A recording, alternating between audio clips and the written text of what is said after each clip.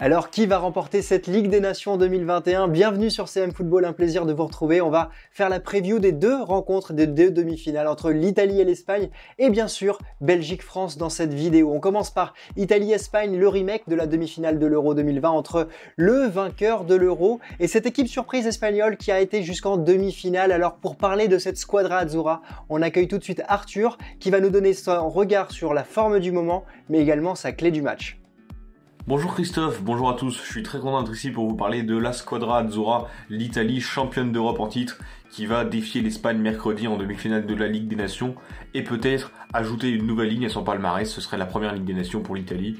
Mais attention, on en est encore très loin, il y a un match très important face à l'Espagne qui sera la revanche finalement de la demi-finale de l'Euro, et justement par rapport à l'Euro, l'effectif a assez peu changé. Il a fallu réduire la liste en enlevant 3 joueurs parce que les listes sont limitées à 23 alors que c'était 26 pour l'Euro. Donc on notera les absences de Spinazzola qui s'était blessé contre la Belgique, de Florenzi qui réalise des débuts compliqués à l'AC Milan, du milieu de terrain de la Fiorentina Castrovilli qui est remplacé par Pellegrini de la Roma qui aurait dû d'ailleurs faire l'Euro et s'était blessé la veille du premier match. Et également l'absence des deux numéros 9, inefficaces de la Nazionale, donc Ciro Immobile et Andrea Bellotti, remplacés donc par Moise Kean et puis Raspadori qui était le troisième attaquant à l'Euro, qui lui est bien présent. Et d'ailleurs ces deux joueurs auront d'ailleurs un coup à jouer puisque on sait que c'est très compliqué le poste de numéro 9 en Italie. Immobile est très bon en club, il ne marque pas en sélection, Bellotti peine à confirmer, il a beaucoup de mal aussi en championnat avec le Torino. Donc pourquoi pas l'occasion pour Moise Kean ou Giacomo Raspadori de prendre la place de titulaire en sélection. La clé du match, donc ça va bien évidemment se jouer au milieu, c'est infatigable le milieu de terrain, Nicolo Barella, Jorginho, Marco Verratti, même si Barella a un peu plus de mal en ce début de saison, il peut vraiment en revenir.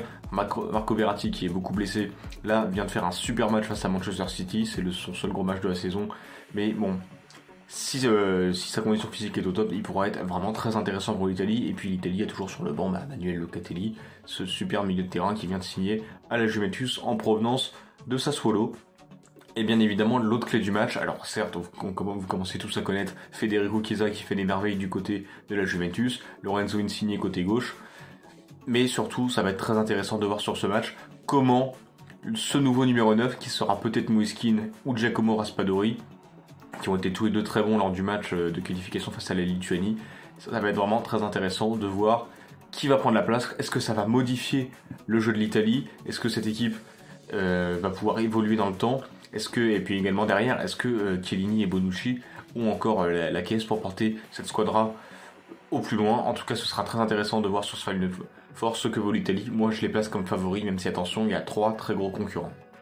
Merci Arthur. Ouais, je dirais qu'il y a une interrogation quand même du côté de cette équipe italienne par rapport à la reprise, par rapport au match de qualification à la Coupe du Monde avec 2 matchs nuls et 1 victoire. Ça a été moyennement apprécié du côté de la presse italienne. Et puis, évidemment, comment cette équipe italienne va jouer au milieu de terrain pour mettre en avant son jeu de passe face à cette équipe espagnole qui est montée en puissance lors de l'Euro. Et c'est Ruben qui gère le compte Ligue Actu sur Twitter qui va représenter La Roja et qui va nous donner sa forme du moment et sa clé du match.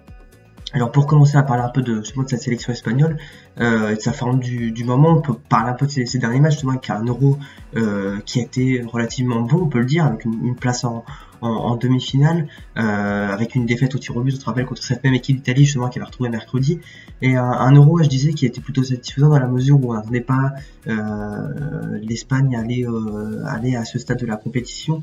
On se souvient du climat anxiogène qu'il y avait au début de l'Euro, avec toutes ces critiques, notamment sur la liste de Luis Enrique et même sur le jeu que pratiquait cette équipe qui était ennuyeux, qui était en plus très souvent peu productif.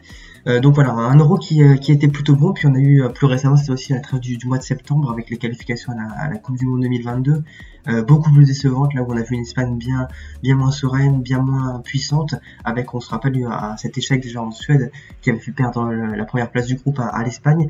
Ensuite, certes, des victoires contre la Géorgie et le Kosovo qui ont été plus marquées au niveau du score, mais qui dans le jeu restaient quand même assez poussives et en tout cas bien moins satisfaisantes que par le passé. Et d'ailleurs, si on prend cette convocation aussi de Luis Enrique. Là, c'est toujours une base assez commune avec toujours des cadres qui sont là et une sélection là qui reste quand même assez jeune avec notamment quelques nouveautés. Hein. La principale c'était quand même Gavi, le joueur du Barça. Et voilà plusieurs joueurs qui Jérémy également le joueur du Villarreal, donc voilà plusieurs joueurs qui constituent cette jeunesse dans un groupe qui reste tout de même peut-être assez critiqué, puisqu'il y a des absences qui font plus ou moins parler, des choix qui font plus ou moins discuter, enfin qui sont plus ou moins discutés également. Mais globalement, on est sur une sélection qui reste comme la même que celle de qu'on a pu voir bien justement à l'Euro. Si je devais justement donner une clé du match pour cette rencontre du côté de l'Espagne, ça serait tout simplement Ferran Torres, l'attaquant de Manchester City, qui est le meilleur buteur de l'Espagne de Luis Enrique, tout simplement époustouflant, qui à chaque match fait parler de lui, qui a un ratio de buts absolument incroyable avec la sélection. Et qui plaît à chaque fois, qui est capable de par sa vitesse et sa précision aussi, capable de générer des différences en tout cas dans les défenses adverses et capable à lui tout seul en tout cas de changer un score. Merci Ruben, merci pour ton intervention. Alors oui, cette équipe espagnole, elle est montée en puissance lors de l'Euro. Elle a pour moi été l'une des surprises de cet Euro 2020. Elle est très jeune, cette équipe de Luis Enrique. Et puis il y a des interrogations quand même, comme tu l'as dit, dans cette sélection. Le choix Gavi, évidemment, il monte en puissance avec le Barça, mais il est encore un peu jeune pour être titulaire et pour même jouer, pour être sélectionné avec cette équipe espagnole. Il y a le choix également d'écarter Brahim Diaz, qui réalise un bon début de saison avec l'AC Milan. Et puis le retour de Sergi Roberto qui pose énormément de questions. Alors il prendra le numéro 10 également. Est-ce qu'il sera titulaire dans cette demi-finale? On sera attentif à tout ça. Pour moi, cette équipe espagnole, elle est dans une dynamique un peu plus délicate que lors de l'Euro. Même si elle a remporté 2 victoires, elle a perdu face à la Suède. Alors il y aura du côté de l'Italie, 2 joueurs que je vais observer avec attention. Le premier, c'est évidemment Moise Kean, qui aura une carte à jouer en tant que numéro 9 de cette sélection italienne pour marquer des buts et prendre la place de Ciro Immobile. Et puis un autre joueur sur lequel je serai attentif, c'est Gianluigi Donnarumma, qui va revenir à Milan pour jouer avec la Squadra Azzurra. Un Gianluigi Donnarumma qui a fait une belle performance face à Manchester City, mais qui a été moins efficace face à Rennes en championnat. Un Gianluigi Donnarumma qui était sous les yeux des projecteurs italiens, puisqu'il n'avait pas été excellent lors des matchs de reprise avec l'équipe italienne. Alors, cette rencontre pour moi, elle est un peu déséquilibrée parce qu'on a une équipe italienne qui doit assumer son statut de favori de champion d'Europe et qui va arriver ici dans l'objectif d'aller en finale de cette Ligue des Nations. Pour moi, l'Italie devrait l'emporter face à cette équipe espagnole qui est encore un peu jeune, qui doit encore gagner en expérience, gagner en connaissance des uns et des autres pour monter en puissance en vue de la Coupe du Monde qui va arriver maintenant très vite dans quasiment un an. Je dirais que pour cette rencontre, l'Italie devrait l'emporter 2-1 et ira rencontrer donc le vainqueur du match Belgique-France. Alors le match Belgique-France, c'est aussi un remake. C'est le remake de la demi-finale de la Coupe du Monde 2018 qui a laissé beaucoup de frustration du côté de la Belgique, qui a laissé beaucoup de joie du côté de l'équipe de France. Et du côté belge, aujourd'hui on a le plaisir de recevoir Corentin. Il gère le compte Carapils Pro League sur Twitter et il va nous parler de la forme du moment et de sa clé du match. Bonjour à tous, alors impossible de préfacer ce match sans parler du contexte général. On sait qu'avec ce qui se passe du côté du Barça, Ronald Koeman pourrait être viré et possiblement Martinez pourrait prendre sa place. On sait que ce genre d'information a parfois une influence sur le match. Est-ce que les joueurs seront surmotivés à l'idée d'offrir un dernier beau match à leur sélectionneur, ou à l'inverse un peu démotivés par le fait qu'il s'en va? Ça, on aura la réponse durant le match. Du côté de la sélection, Martinez toujours très conservateur, fidèle à lui-même. Il reprend 4 gardiens, personne ne sait pourquoi. À l'inverse, il reprend 4 défenseurs centraux alors qu'on joue avec 3, en sachant que Vertonghen est le seul fit parce que Deneyer, Boyata et Alderweireld sont incertains, voire très incertains. Donc on risque de jouer qu'avec un seul défenseur central de formation, mais on aura 3 gardiens sur le banc, donc ça c'est plutôt intéressant selon Martinez. Voilà, des choix toujours très conservateurs, peu de rajeunissement dans le groupe, alors que voilà, on sort d'un Euro catastrophique, on peut le dire. Voilà, ça c'est Martinez. Mais malgré tout, comme d'habitude, dans les phases qualificatives ou les matchs amicaux, on a été très bons. Les 3 derniers matchs pour la Coupe du Monde se sont soldés par 3 victoires, avec notamment un 3-0 plantureux contre la République tchèque, qui était normalement notre adversaire le plus compliqué, et tout ça sans Kevin De Bruyne notamment. Donc voilà, pour les clés du match, je dirais qu'il y en aura 2. Est-ce que dans l'avant-match, dans la compo, on sait que Martinez va jouer en 3-4-3, ça c'est habituel, il ne change jamais. Mais est-ce que dans le choix des joueurs, il va oser peut-être lancer un Charles de Ketelaere, on l'a vu contre le PSG, il est en pleine bourre, il est en pleine confiance, on a vu Van Aken aussi, ils se comprennent très bien, ils sont en pleine confiance, et comme je l'ai dit, Kevin De Bruyne revient de blessure, on l'a vu, sa faute sur Gay là où il méritait rouge, c'est typique d'un joueur en méforme qui arrive légèrement en retard parce que c'est pas un mauvais joueur, mais on sent que c'est plus dû à un manque de vitesse de réaction que d'une vraie volonté de faire mal, on va dire. Donc est-ce que Martinez va oser ? J'y crois moyen, on va dire. La deuxième clé, ce serait un peu de voir aussi comment on va aborder ce match. Est-ce qu'on va oser donner un peu le ballon à la France, à l'adversaire, oser le donner, comme on l'a fait contre le Portugal, notamment à l'Euro. On sait que c'est très rare qu'on accepte de le faire, et pourtant voilà, dans certains matchs j'ai l'impression qu'il faudrait être malin, donc voilà, ce sera les 2 clés pour moi. Est-ce que Martinez va oser d'une part lancer des nouveaux joueurs, et d'autre part peut-être jouer un peu contre nature? On verra ça. Pour le pronostic, évidemment j'aimerais bien que la Belgique l'emporte, mais si je dois être totalement honnête, je pense que la France va l'emporter, je dirais 1-3. Et dans tous les cas, voilà, j'espère qu'on aura un super spectacle, et qu'on s'amusera tous, évidemment. Bon match. Merci Corentin, merci, tu as raison de préciser que le contexte autour de cette rencontre est particulier pour Roberto Martinez. Effectivement, c'est jamais simple d'être pressenti dans un grand club comme le FC Barcelone et de devoir jouer une demi-finale avec sa sélection internationale. Il y a un autre point à prendre en compte effectivement aussi, c'est Kevin De Bruyne. On sait qu'il n'est pas dans la forme dans la forme de sa vie en ce moment, même s'il a marqué ce week-end face à Liverpool. Est-ce qu'il sera titulaire? Ça sera évidemment un élément déterminant. Mais pour cette rencontre, évidemment, il y a un autre point important, c'est comment va jouer cette équipe de France. On a une équipe de France qui a été sortie lors de cet Euro par la Suisse, sortie prématurément. Ensuite, une équipe de France qui est ensuite arrivée lors de la qualification, des matchs de qualification pour la Coupe du Monde, avec 2 rencontres, avec 2 matchs nuls, et puis cette victoire face à la Finlande avec un nouveau système tactique réalisé par Didier Deschamps qui innove donc dans sa sélection.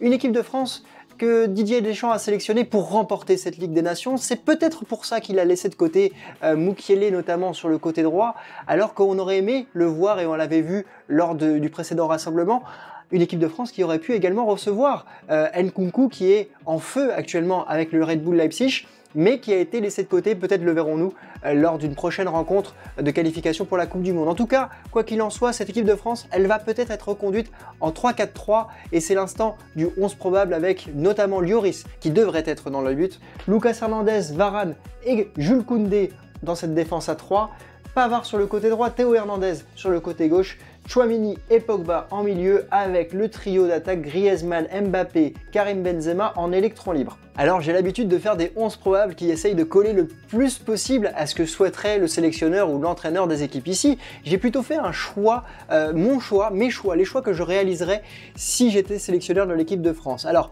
il y a des choix par défaut, comme Benjamin Pavard sur le côté droit, parce qu'à mon sens, évidemment, Mukiele devrait être titulaire dans cette équipe de France dans ce rôle de piston droit. Et puis, il y a des choix du choix du cœur par rapport à la forme du moment, avec notamment dans cette défense à 3, Lucas Hernandez qui accompagnerait Raphaël Varane, Lucas Hernandez qui pourrait jouer évidemment avec son frère Théo Hernandez en piston gauche, et je serai très attentif à ce que va faire Didier Deschamps parce que j'ai hâte de voir ce duo en équipe de France. Et puis dans cette défense à 3, pour accompagner Raphaël Varane, j'ai choisi Jules Koundé qui est en forme avec le FC Séville, qui a cette faculté de pouvoir jouer sur le côté droit de la défense et qui pourrait accompagner justement Benjamin Pavard sur son côté droit.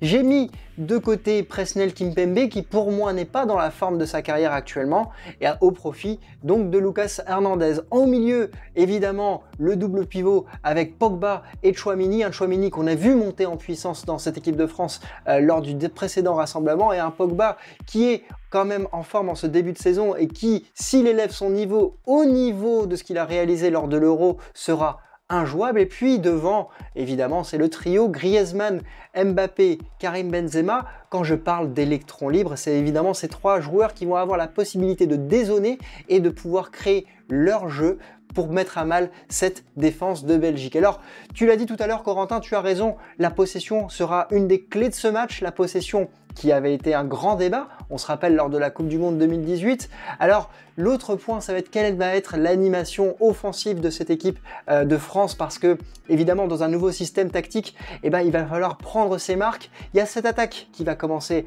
à avoir de nombreux matchs, une belle expérience entre eux, avec Karim Benzema, Mbappé et Griezmann. Un Griezmann qu'on sent renaître lorsqu'il est en équipe de France et qui peut-être aujourd'hui va être encore meilleur du fait de son retour à l'Atlético Madrid. Et puis il y a ces pistons dont on attend évidemment beaucoup. Alors quid de la question de Benjamin Pavard sur le côté droit ou de Léo Dubois, ce qu'il va falloir être sur quoi il va falloir être attentif, c'est dans le dos de ces joueurs comment ça va se passer, surtout que ça pourrait être Eden Hazard qui devrait se retrouver dans la zone de Benjamin Pavard.